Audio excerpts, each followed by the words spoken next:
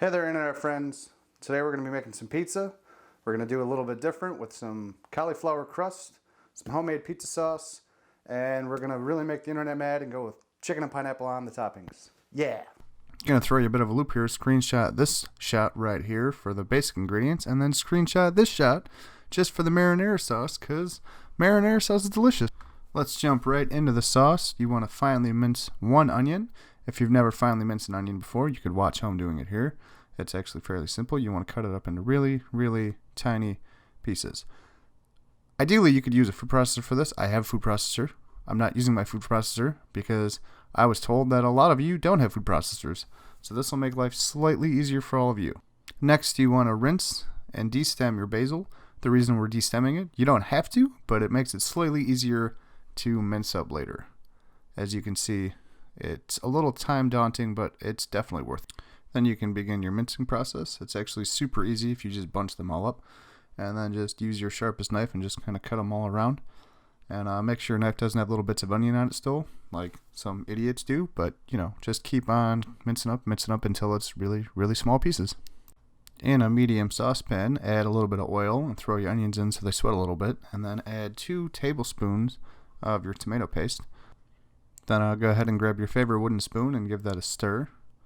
Make sure to pick up any little bits of pieces of onion or sauce that get stuck on the bottom of the pot, because that stuff is delicious.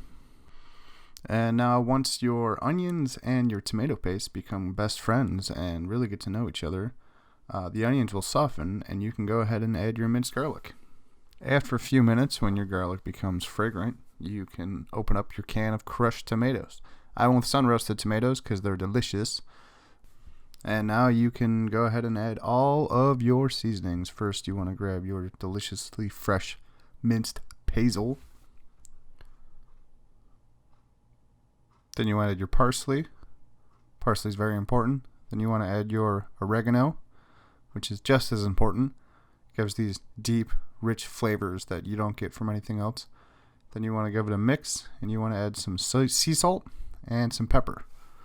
These are also very, very important because this sauce needs flavor. Flavor is super important. Then give everything a real nice good mix, and then you can go ahead and add your lid or cover, and you want to leave it on the stove at a medium to low heat, and you want to just kind of leave it alone for 15 minutes to up to 3 hours. While your sauce is simmering, now is the best time to start cutting up chicken. As you can see, I'm cutting mine into really tiny pieces that would be perfect for going on top of a pizza. You can cut them up any way you want. You don't even have to do chicken. You could do pepperoni, you could do sausage. Then I took my minced chicken and I started seasoning everything. I did salt, pepper, paprika, cumin, chili powder, and a little bit of cayenne. Not that much, just a little bit. Then give your chicken a mix. Make sure everybody's friends. The chicken's got to be best friends with all the seasonings, otherwise you're going to have some flavorless chicken. Now you want to heat up a cast iron skillet. Make sure it's good and hot. Then go ahead and add some oil into it. Once your oil has got some heat on it and it's spread all around, you can go ahead and add your chicken. Then you're going to hit your chicken with lots and lots of different flavor profiles. First being some Worcestershire sauce, then some soy sauce, and just a little bit of cayenne pepper and some crushed red pepper. Then you want to let all the flavors get to know each other really well. You want to add just a little bit of hot sauce too, if you're crazy like me. And then keep on mixing all the flavors together and let your chicken cook all the way through, mixing all the time, just not occasionally, just all the time. Once your chicken's cooked all the way through, you can drain it. One of the easiest ways to do this is to take a plate, cover it with a paper towel, and just stack the chicken on there and just kind of give it a little bit of a wipe down and let it sit on there for a few minutes. Now, if you're using canned pineapples, now is the best time to drain them. The easiest way to do this is to dump them into one bowl, grab something to grab them with, and then leave the liquid inside the other bowl. And now our marinara sauce should be almost certainly delicious. If you run a spoon through it, it should leave a trail just like so. And you want to actually let this cool off just for a little bit before dumping it on your pizza. Otherwise, you'll melt the cheese way too fast before you even put it in the oven. Now we come to pizza time. Take some of your deliciously made marinara sauce and kind of just dump it all over your cauliflower crusted pizza. That's right, this is a cauliflower crust. I thought I would be a little bit healthier and go with cauliflower crust. The best method for this is what I'm doing, is using a ladle and just kind of spreading it around and making sure it's evenly coated and every piece has some. And now we come to the cheese, which is, you want to do a sprinkling of a good layer first, and then I went ahead and added the chicken because I like to have my chicken completely coated. And now we're going to add our pineapple.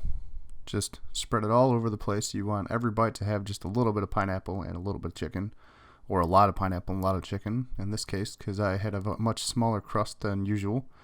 And then you want to add the last layer of cheese. Yeah, there's a lot of cheese. I kind of went a little crazy, went out the window with this. Yeah, I wanted to be really Chicago style, so I just totally drenched it with cheese. And then I hit it with a little bit of Italian seasonings. Then you want to throw it into an oven at 425 degrees for 15 to 20 minutes, or until the cheese is all nice and melty. And while that beautiful pizza is in the oven, I went ahead and chugged a beer. I used a glass that I think one of my old roommates stole from a bar, but, you know, still a nice glass. Cheers. Take your beautiful creation out of the oven, take a picture for Instagram, and let's get ready to eat this sucker. Let's eat this delicious pizza. Make sure you get all your toppings up there. And the chicken's got a little bit of heat with the cayenne. The pineapple is sweet. The sauce is it's actually rich. Cheese is gooey and melty, but because of how this tastes, I will definitely be tackling in a future video how to make your own cauliflower crust, because it is good, but I think we can make it better. That's right. Gee, wasn't that delicious? Don't forget to share, like, and subscribe. I'm sure some of the videos will be around here somewhere. And don't forget to hit that bell button. Cheers.